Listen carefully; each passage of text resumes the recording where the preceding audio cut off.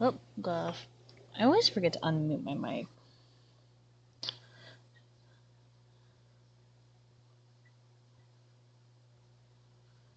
It's just gonna be a day of making flower petals and flowers, depending.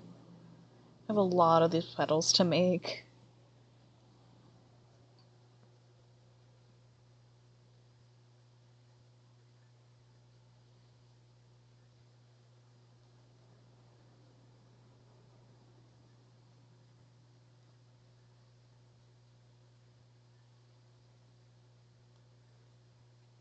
So I have. Oh, we want big pets already. Oops, I gotta fix one of the pets because I moved it. There we go. Starting off being pets. I had moved my VTuber earlier to show more of the crochet stuff, and I didn't move the pet.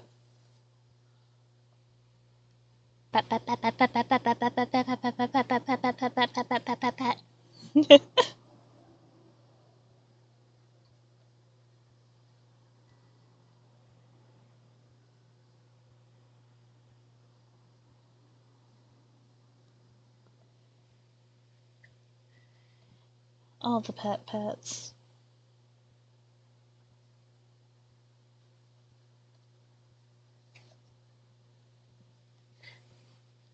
Gotta make 24 roses, and each rose needs 10 fucking petals. But hopefully it'll look good when I'm done.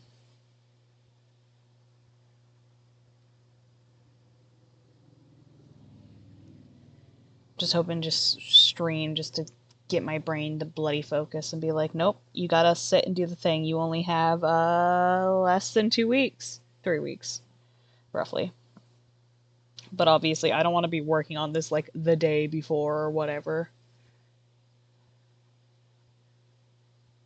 Some point I need to actually plan ahead and get this to her sooner than later.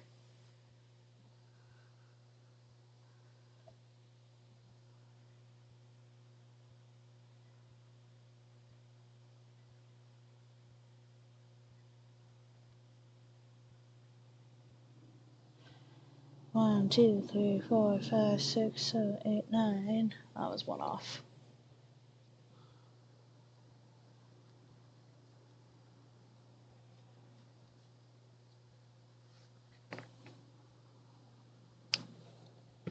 My little box of completed stuff, like my petals and stuff like that. You can see this is not even enough petals for a finished rose. These are just a bunch of base ones that I was working on. Oh, why do you keep glitching like that? Camera, stream, why are you doing that? I don't like that. I keep seeing it occasionally just glitch across the bottom. And I'm not a fan of that.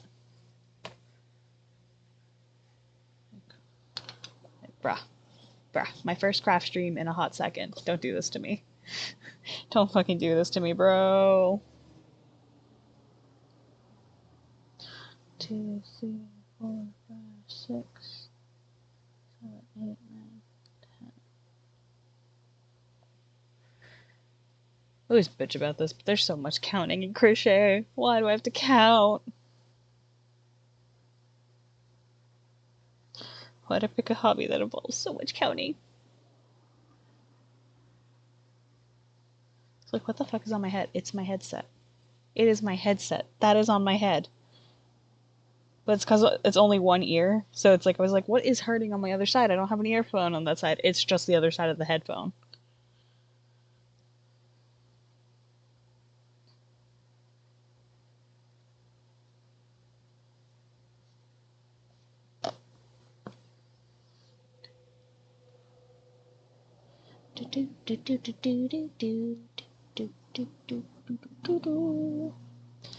I have to make. I'll probably like swap between the different types of flowers just to give myself a break from roses now and then.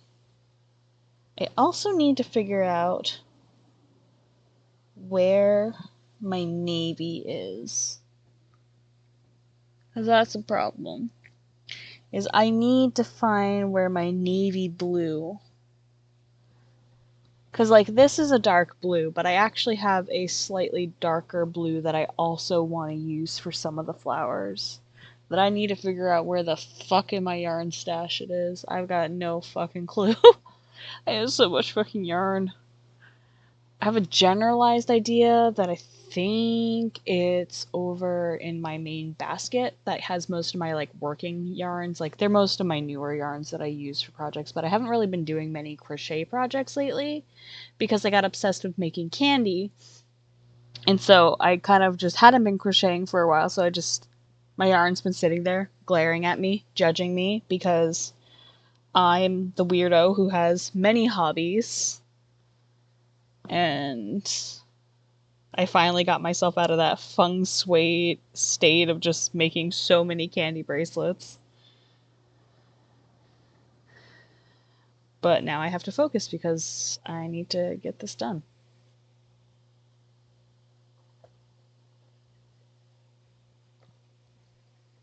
This is bubble tea for the record.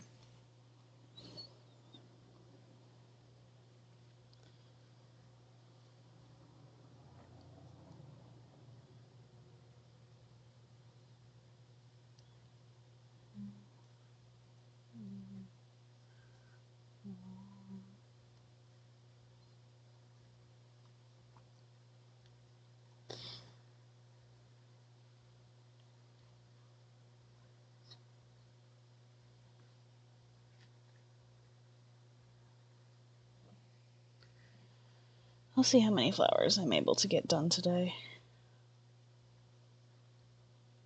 I would like to, at minimum, see if I can at least get like a bunch of centers and maybe some of the mids done.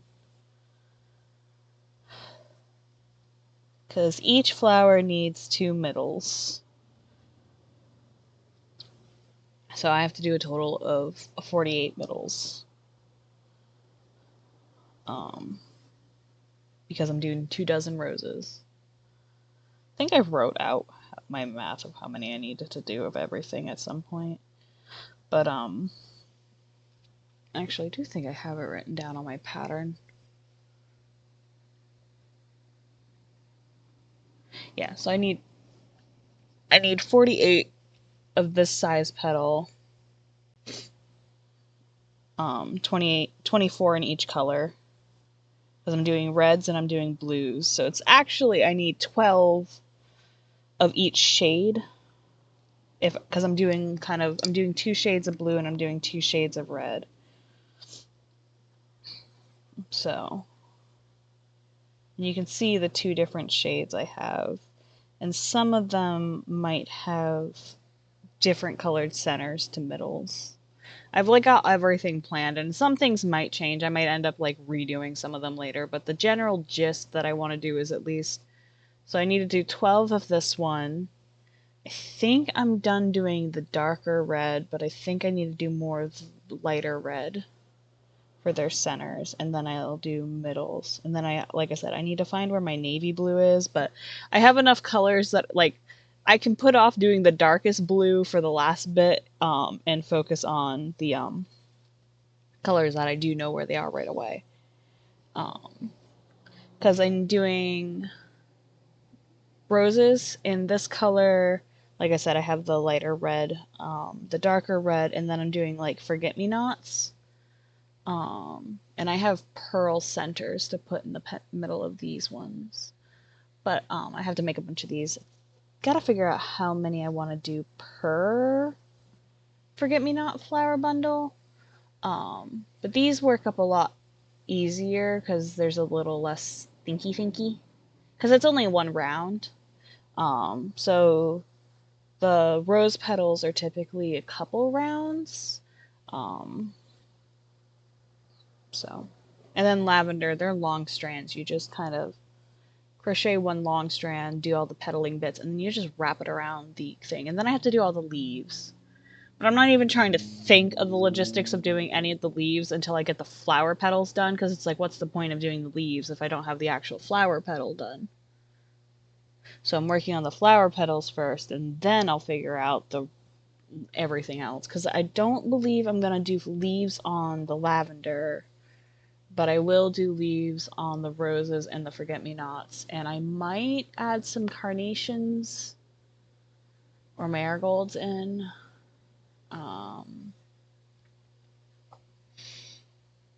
I'm trying to think of what I used in her other bouquet that I made her, because I do think I should probably put, let me see if I can find the bouquet I originally made.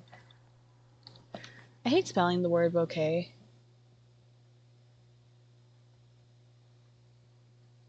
There it is. I'm gonna figure out if I have the photo of it being finished. I do. I do have the finished ones. So, marigolds won't be too bad.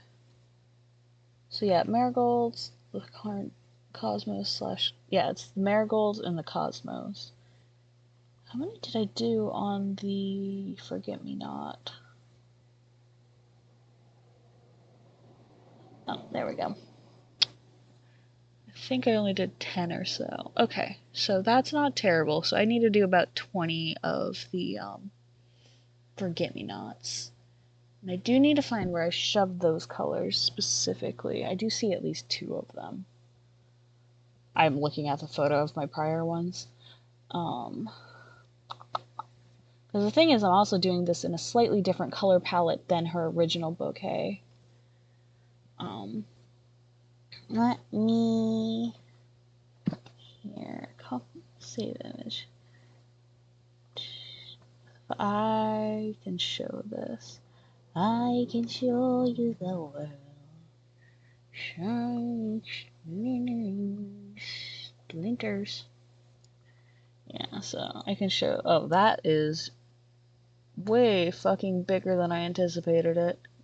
I did not think the photo was going to be that big. Wow.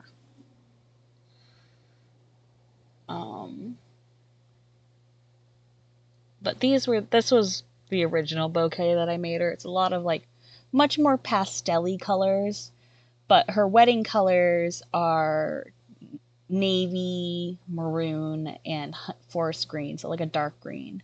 So that's why I'm making this bouquet slightly darker, to match her wedding colors. But I'm making it, there's gonna be a little like, I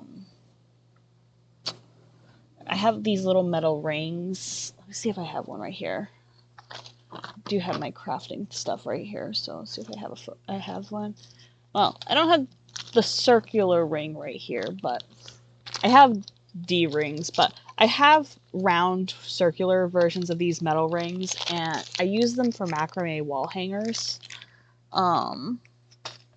So the thought process I have is I'm gonna use one of those in order to put all the flowers around instead of just having it as like a bundle. Oh, here we go.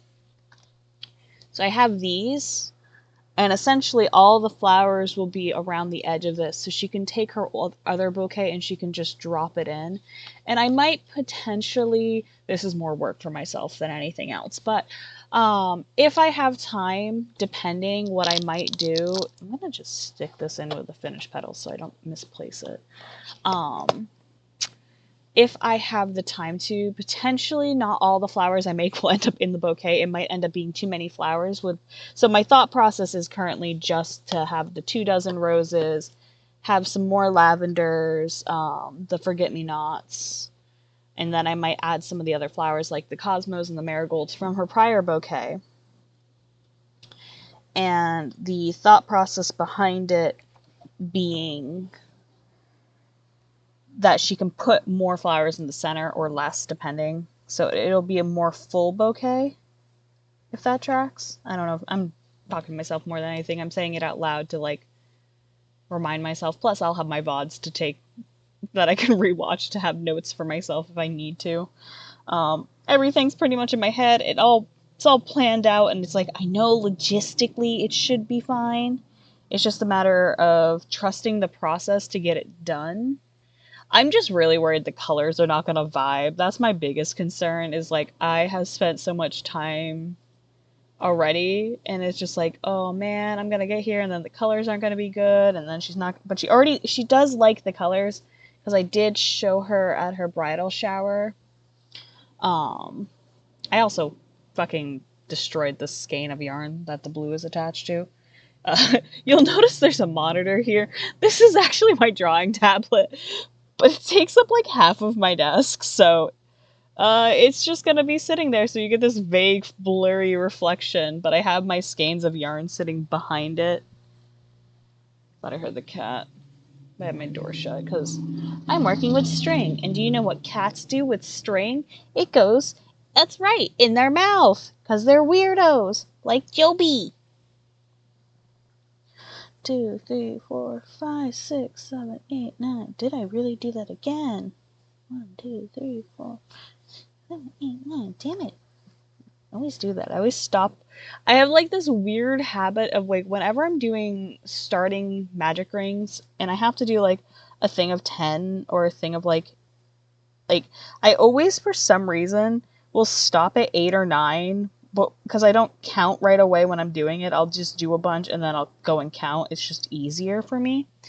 And for some reason I almost always will just do about 8 or so stitches.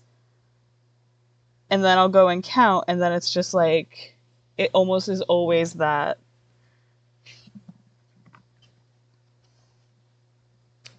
You'll also notice I don't cut the petal that I'd finished off until after I tighten that. That just cuts down on how much string gets wasted on the tails. Since a lot of these tails aren't going to be sewn in or anything, I don't need to worry about leaving like a long tail because they'll be glued. So cuts down on yarn wastage, which means I get more petals per skein, essentially, and yeah.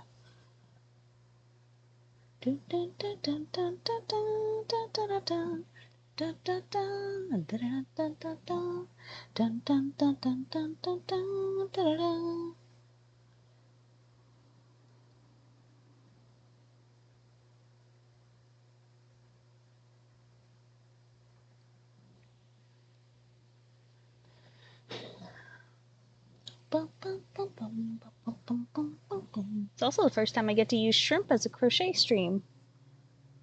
I haven't used her for a crocheting stream yet. Only gaming and drawing.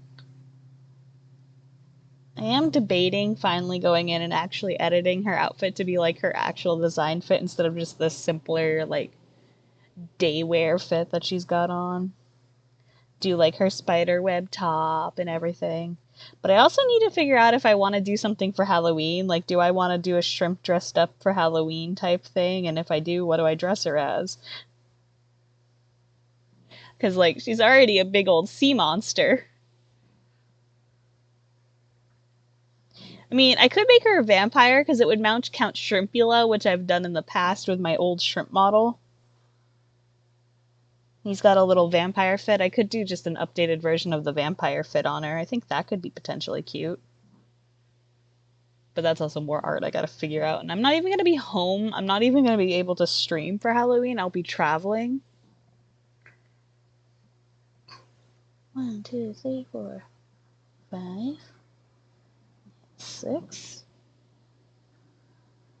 You're just gonna hear so many numbers just from me talking to myself to count. 2, 3, 4, 5, 6, 7, 8.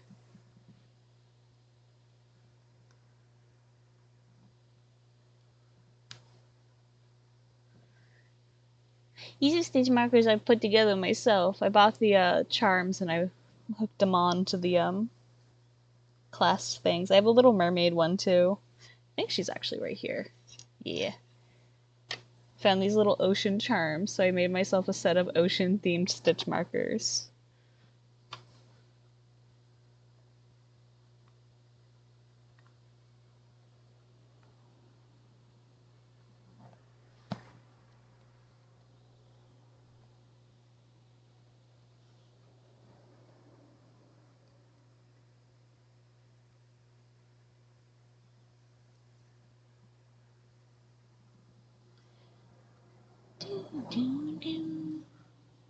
Logan, what's up tonight? How you doing?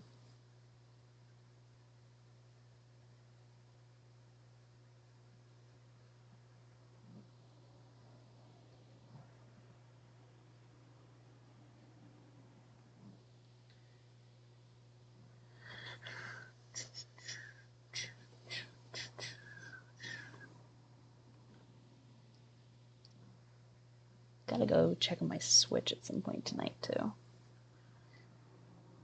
What time is it anyway? 6:40. Well, 6:50, so almost 7. So I got a few hours. I have work in the morning, so it's like I can't stream like crazy, but I can get a couple hours worth of stream and maybe still be able to play some video games with my friends. We'll see, though. I really needed to get some crochet done, though. Oh no, that's not good! I hope it's just, like, something simple, not something too extreme. Not that getting sick in any capacity is any fun.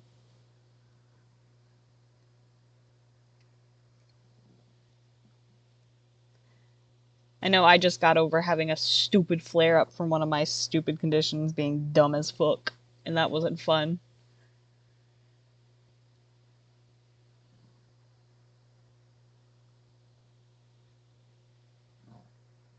Get lots of soup and rest. Oh, cold. Still not fun, though.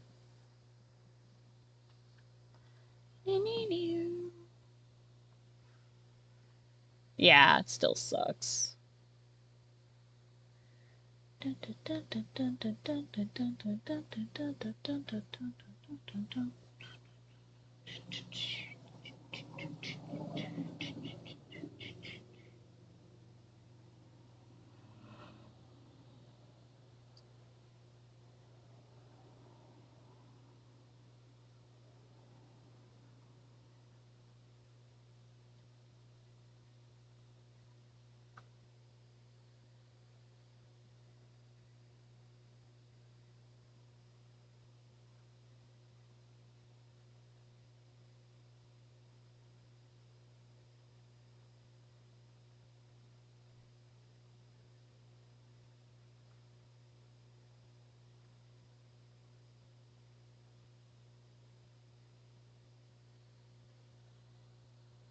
I don't think being sick will ever, like, not suck. I think I've been having the pet for, like, almost half an hour. No more pet away. More so because it's, like, you're sick, and it's just like, okay, I want to relax, but then you can't, like, do much. Oof. On, Animal Crossing, I assume. 1, 2, 3, 4. I somehow managed to get one of my islands to 5-star, and I'm still not sure because that island is such a mess.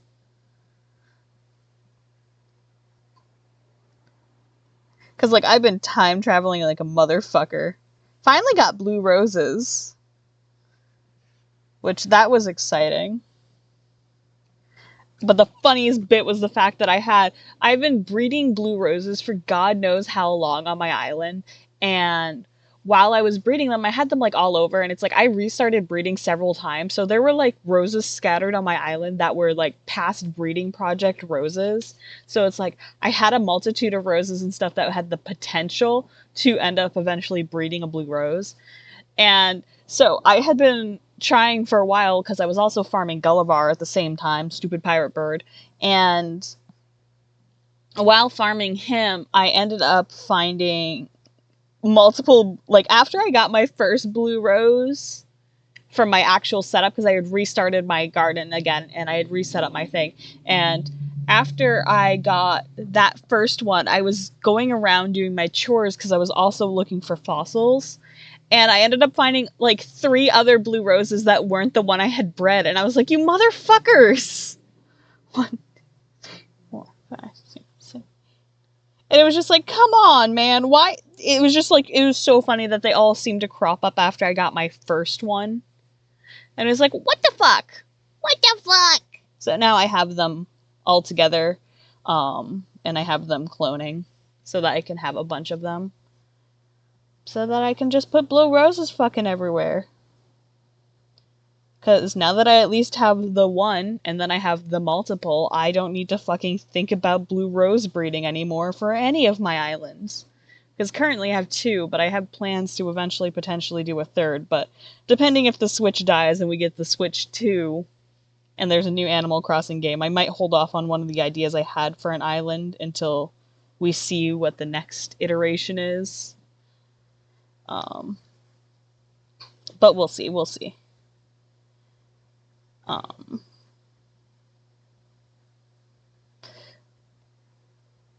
But it's like I have my blue roses, so there's that. I have succeeded in obtaining them.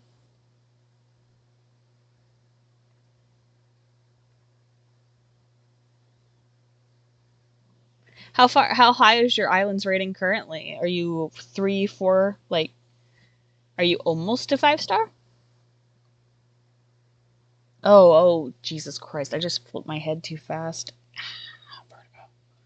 I like, because I'm looking down at what I'm crocheting, and then I look up to because my computer's up. So to read chat, I have to look down, and then I look up, and I flipped my head too fast and fucking gave myself whiplash. Well, not whiplash, it just made my head hurt. Oof. Yeah, see, you can't get anywhere on my island without, like, running into flowers. Joby here!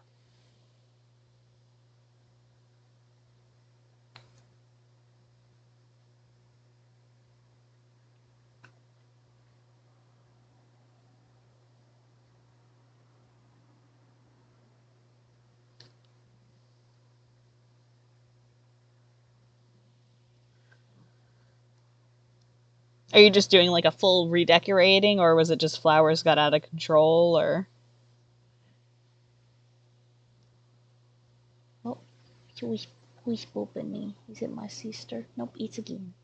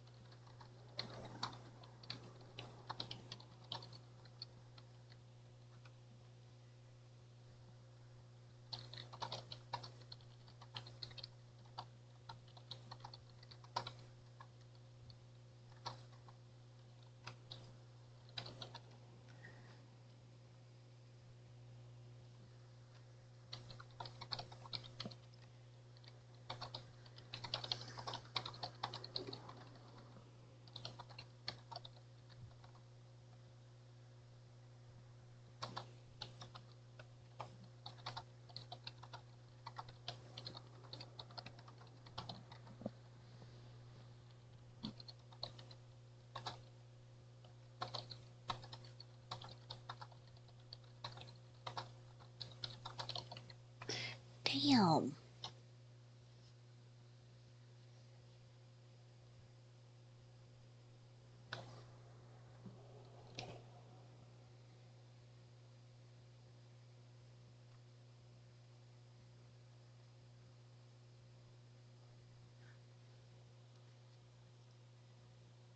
Ah, gotcha.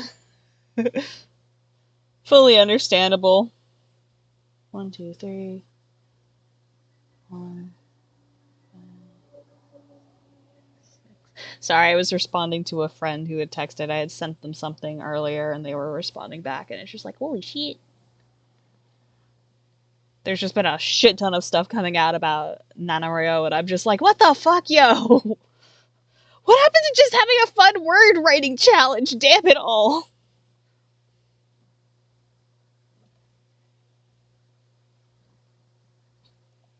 Shit's insane, and I'm just sitting over here like, I just want to write my funny blurbos, damn it. Oh, gods.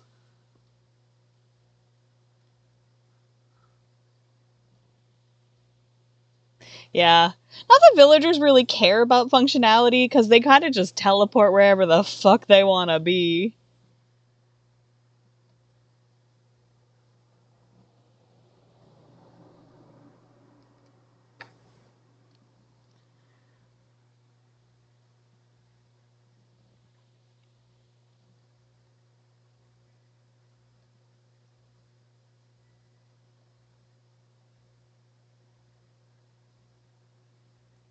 Villagers care not for your physics.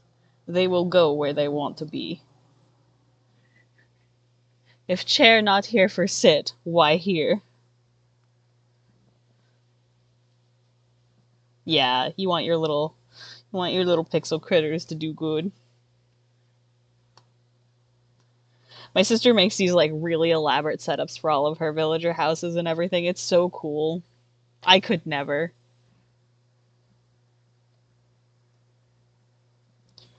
Dun, dun. Dun, dun, dun, dun, dun. Dun, dun, dun, dun.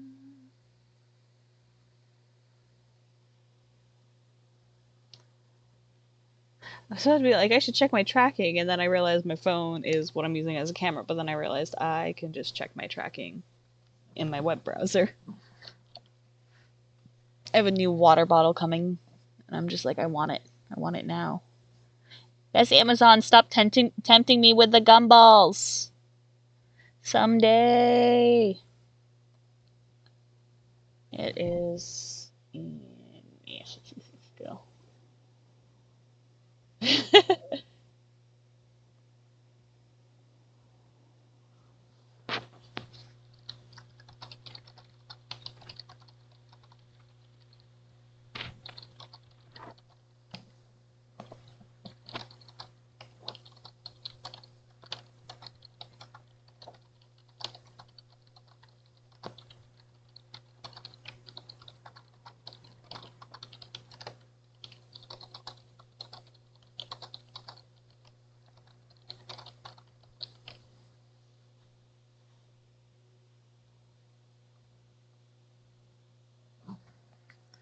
I mean, that sounds like my cat, though.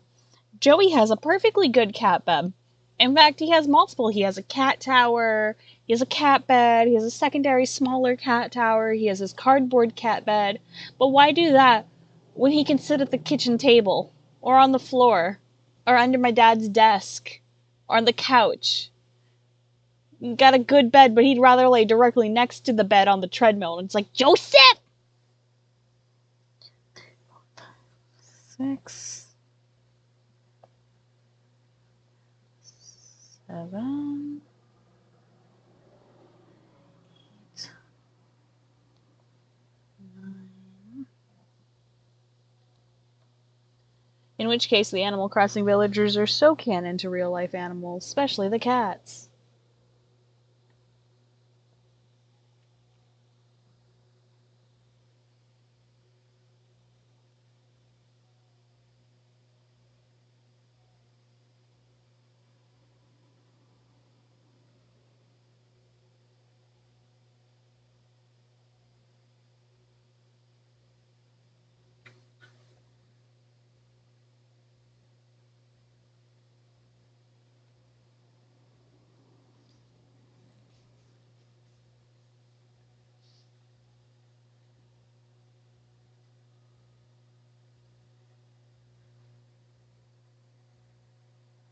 How